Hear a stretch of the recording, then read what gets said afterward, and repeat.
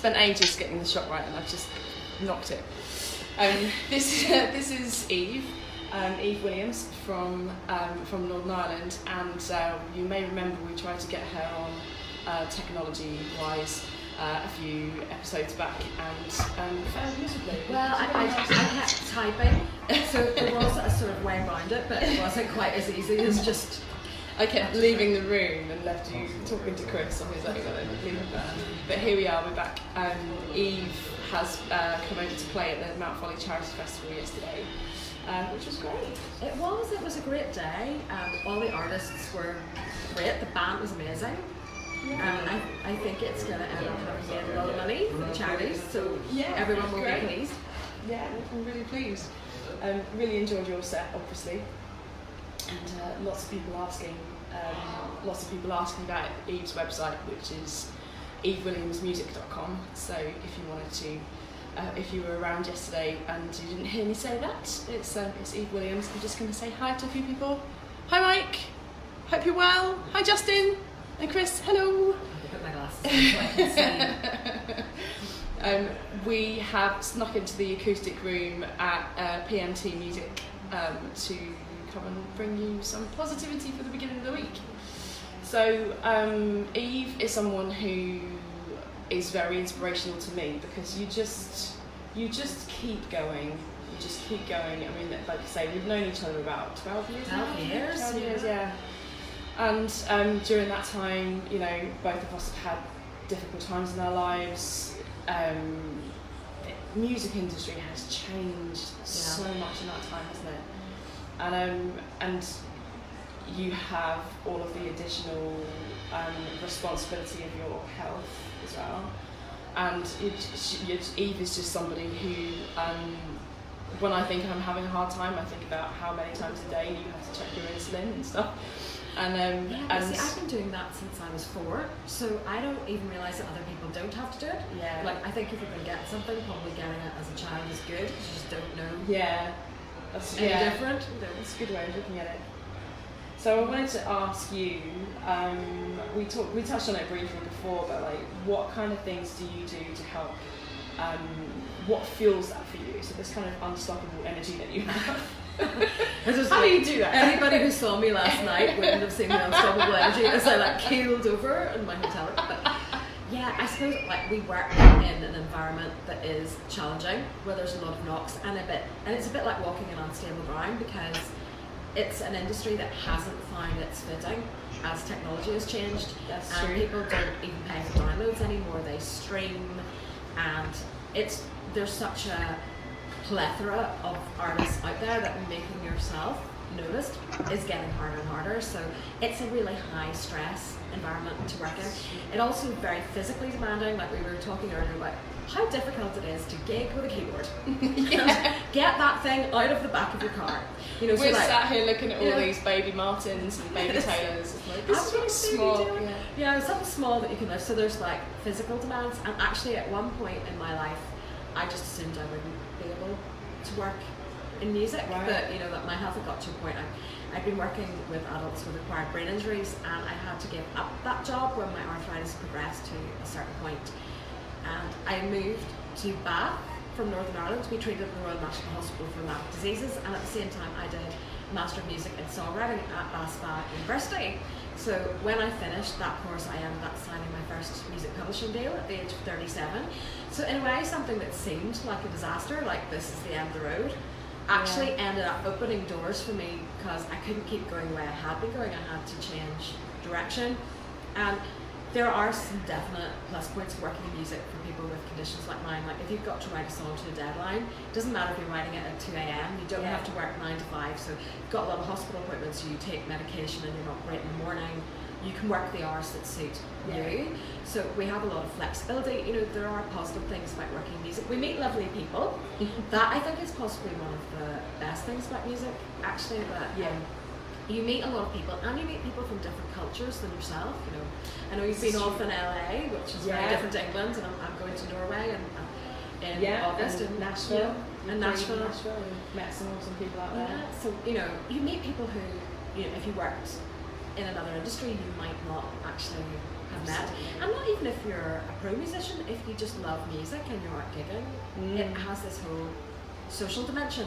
And that's why I think it's very important that people with chronic illnesses, have something that's a passion in their life, even if you don't want to do it professionally, because it means that you will leave your house, which is very good, that you will have contact with other people who share this passion, and you'll have like something to talk to them about, because like every kind of conversation, from what's the best gauge of strings for your baby Taylor right the way through, what do you think of that song that did really well this year, where have you been travelling to recently, what gigs have you been to, there's just endless conversations there. So I think that that's part of keeping positive in music, is that it stops you, because like negativity quite often comes from isolation and from looking too much at the problem.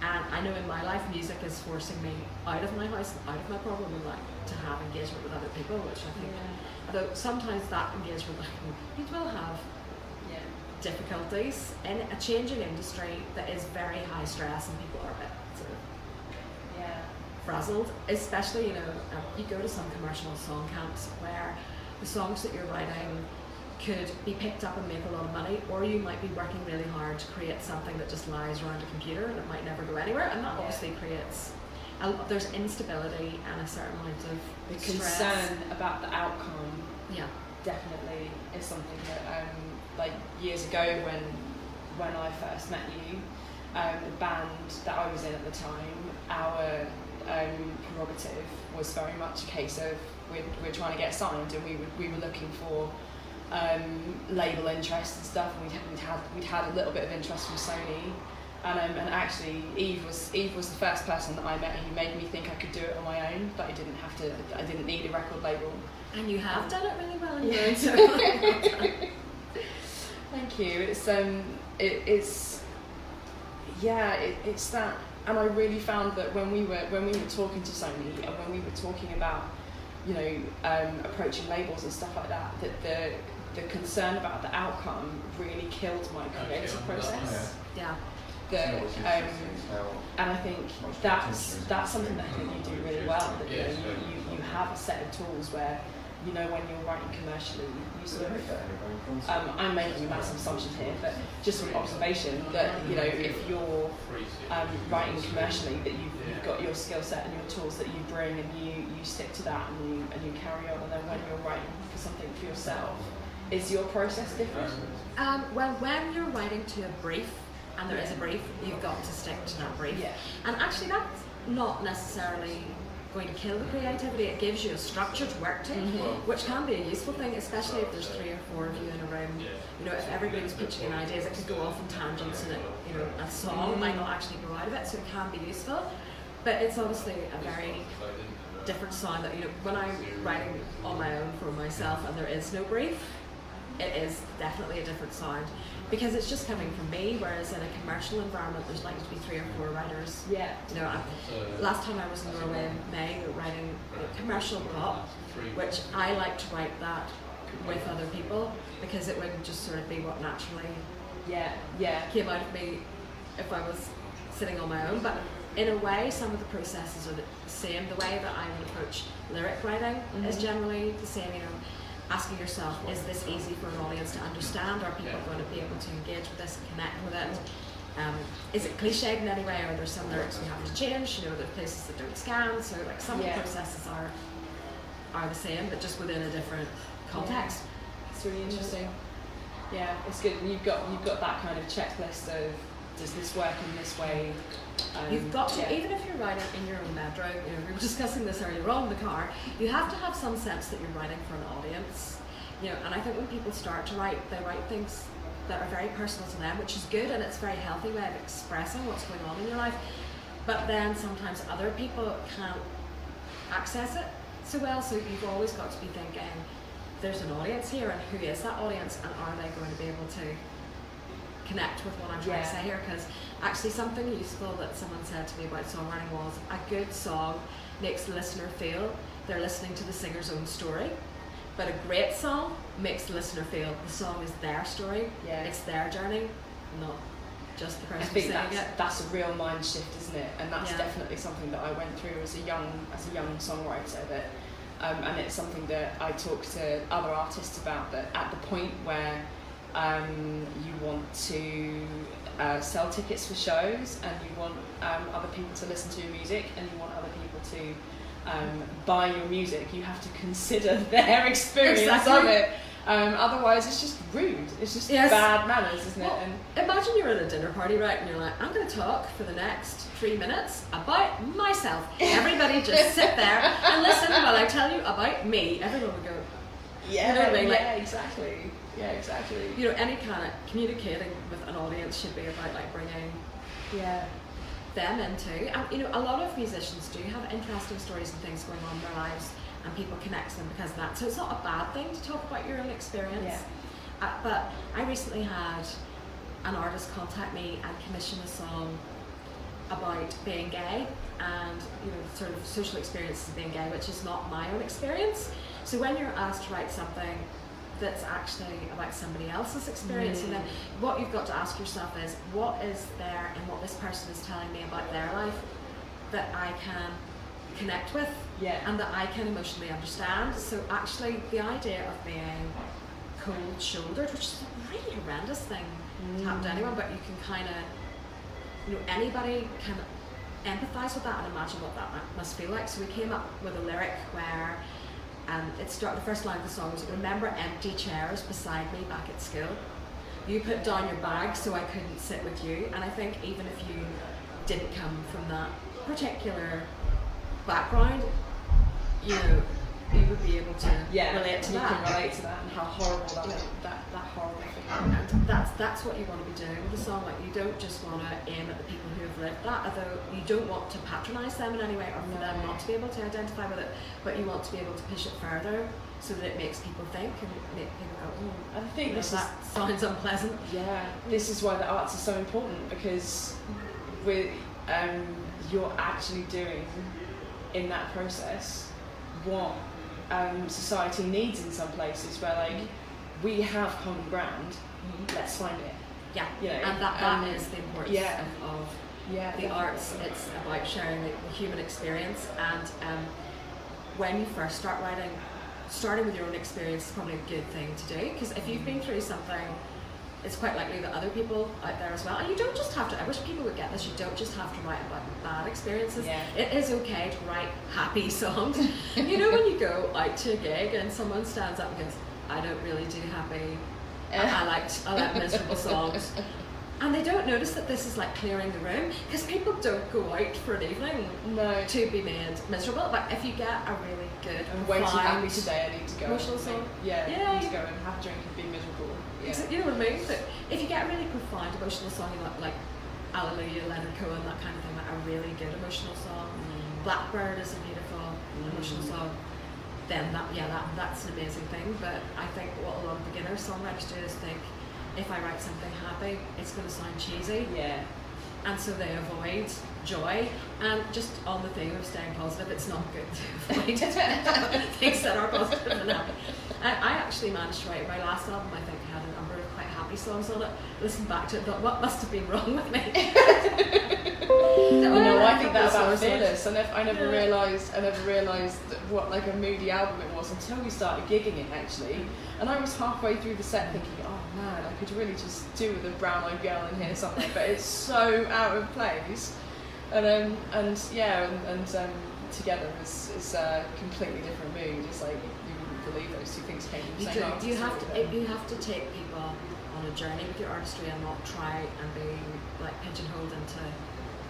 Unless you're just I can't do the same thing over and over again. Personally, that's something that I've really fought with over the years, because again, like having that like mindset from an early age about, you know, with the interest from Sony and stuff, and like we want this sort of thing, and it was like one song that they picked that they liked, and they wanted everything to sound like that, and that was another thing that was a real passion killer for me. And when that opportunity didn't come off.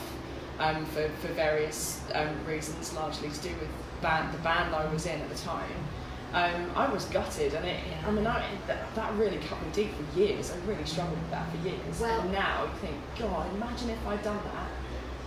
I mean, all of the stuff that we're doing now, I wouldn't be able to do any of that. No, but you don't know that at the time, and I think it is legitimate to feel disappointed and to allow yourself to feel disappointed for a while. But you know, you didn't give up on music. No. Which was the important thing, because I think sometimes people have opportunities that are amazing in front of them, and it doesn't pan out. That quite often at that point, you know, they just let go of music, which is quite a tragic thing. And the thing is, I'm going to be controversial here. You don't need a record label. Now, there are some brilliant labels out there. Like there's a label in South Ireland, Ruby Works, who I really love. Okay. You know, they've released some very cool people over the years. They were involved with Hosier, and with someone else really cool whose name I've just forgotten. Oh no, that's right. It'll come back. It'll come back to me. I'm not thinking about. But the thing is, you know, the industry has changed hugely. It is now possible to self-release on Spotify. That's only happened very recently. Before you needed to go on to a service like CD Baby to get yourself distributed. You know, you can get yourself a team together. It's not good to be a lone ranger completely, I think, because no one person can have all the skills that's needed, but you can get yourself a team together and like get out there and get a lot of streams going on Spotify, get out touring without a label, unless a label comes along who's offering you something that you really couldn't do for yourself. And there are some, you know, drawbacks of it in that, you know, your creative process is going to be dictated to a certain extent, and also you're not going to make 100% of your royalties. So, you know, if you're going to be signing over a share of your profits to someone, they actually have to be able to offer you something Make sure it's worth it. Yeah. We were talking about something, speaking of opportunities that didn't quite work out, we were talking about something in the car, and when we got here, Eve shut the car door and she said there's a certain amount of, at some point you just have to move on. I think you said there's no point in breaking your skull on a door, that's never going to open. Because you know, I did that for a while. I think that's great. There were certain festivals that I felt I should have been, you know, I applied to play where I wasn't accepted, and I thought, but you know, I've got this other gig that was bigger, why can't I get this smaller gig? And you know, used to take it a little bit personally when things didn't work out. It's like, you really wanted to do something, you applied for it, you didn't get through, go apply somewhere else. You know, I had this business advice recently, and the guy gave me this great advice. It's called Follow the River, which apparently comes from a Native American story of this guy who he kept trying to walk up a river against the stream in order to catch fish, and then realized he would catch more fish if he followed the river, because the fish were being swept with the tide. You have to actually follow the river. And so, you know, how that applies in any business, whether you're music or, you know, technology or, you know, anything you might be doing, is follow the things that are actually working, rather than getting upset about the things that aren't. Like, I know a guy that I met does really well through playing at vintage car rallies, and he's a big hit in the vintage car scene, and that's like his niche. He knows a lot of people there. That, you know, he got offered one gig at one of those events, and they liked him, and then other vintage car shows hired him. His music fitted the vibe that was going on, and that was like following the river. So if he'd suddenly decided, I don't want to do vintage car events, I'm actually going to apply for electronic festivals, well, that would actually be completely mad, you know. So upstream. Just like go with what's working. If you're somewhere and people like you and they receive your music well and they want to have you back, go back there rather than applying to do something completely new. Building those relationships, you know. And I think that's great advice, and I just love that, just completely naturally you just said, like, this door's never going to open, like, just move on. Well, we spend so much time bashing my head in doors that weren't going to open. And I think sometimes we can be a little bit like a dog with a bone, or it's like, no, but I really wanted to do this and I really wanted to do that, and I know I have that with my personality as well, like learning to let go of stuff that actually just let it go. Something else will come along. Yeah, this is true. If there's any learning you can take from it, like if you get some feedback that maybe there was something you could have done better in the way you pitched or whatever, then, you know, take that on board. So it's not like just ignore everything that's ever said to you, but some opportunities in music at the moment are just hugely oversubscribed. And, you know, you just find what's working for you. So film composing has been kind of thing you've been into, and that was a little that was quite exciting. I never ever thought, I mean, I probably shouldn't say this, but tell your employers that you thought you couldn't do it. Yeah. Well, I never thought I could do it, and I never thought I would find it. I never thought I would find it this fulfilling to work just on instrumental music. It's always been about the song. It's always been about, because you're a vocalist, lyric. Yeah. Very possibly, and even I haven't even made that connection. But because I sing, I want words. And a lot of the stuff that we do is still quite vocally driven. But a voice makes something sound human, you see, and not just purely electronic. So even if there's no words, it's nice to have. And we were talking about, working together with other people. Chris and I were in the studio last week and working on some Christmas stuff because it's Christmas in LA at the moment. And they're making Christmas films. and I'd done this whole big, I'm just thinking voices, and I'd done this whole big painting with oohs and ahs and la, and one line of lyric here and there. And Chris turned it into a brass section. I'm like, oh my god, and the brass is amazing. And it's that's actually a really good way for me to approach those, and it's breath driven, I suppose. That kind of thing. That's sort of made me think more about how I can still improve my work for other instruments with the thing that I relate to probably most, which is voice. Yeah. Because we all kind of start with, we all have a primary instrument, even if you're a multi-instrumentalist. And I know that I was originally a singer and basically learned piano because I wanted to be able to accompany myself. But I had a mean piano teacher at school who used to hit me with a yellow ruler if I played wrong notes. How many times I've heard that? Yeah, so I gave it up. How many times I've heard that the piano teachers hit their students? And I'm sure it was pretty much illegal even back there. He was very nice in many ways, very eccentric, and so I forged my minor signature to be able to pick up, but I kept up with singing. Yeah. And then later on in life realised that you need to understand harmonics to write music, but you can't. But people whose primary instrument is voice, I know a forensic musicologist, Joe Bennett, remember attending a lecture where he said they write bolder intervals, in other words better tunes, because guitarists, for example, if that's your primary instrument, at first they'll stick very close to the root note of the chord. Yeah. So, if you're a singer and not an instrumentalist, you think of yourself as a second-class citizen sometimes. Yeah, but actually, there's strengths that come from various things. Yeah. I'm just a singer, I don't know. But it is useful to be able to accompany yourself, and you need to understand harmonics, but voice is actually, it's like the one instrument that everybody has, that you carry with you everywhere. Yeah, so it's true. You could be on a plane humming into your iPhone, recording stuff, and you don't have to have a massive keyboard in front of you. Absolutely. To do some I'm work. quite in transit quite a lot, actually. Maybe that's why I love travelling so much, because the two things just, It's been so nice to have you here. It's been so nice to have you here. Thanks for coming over. We really appreciate it. And thank you for your time, for our beautiful Mondayers. I'm just going to say hi to a few more people. Hi Kerry, hi Chris, and Viv, hi Liz. Liz Wellburn is the Click Sergeant lady who's at the festival today. So really, really nice to see you guys. Thanks very much for your time, Eve. I hope you guys have found some of that useful. And the two things I'm taking away from this is don't break your skull on the door that's not going to open, and follow the river. I think that's great. So see you guys next week. Take care. I'm just going to turn the camera around so you can see this amazing room that we're sat in. Oh yeah. Here we go. So here we go. Bye. Is this a pass-through shot? I'm not sure. Bye.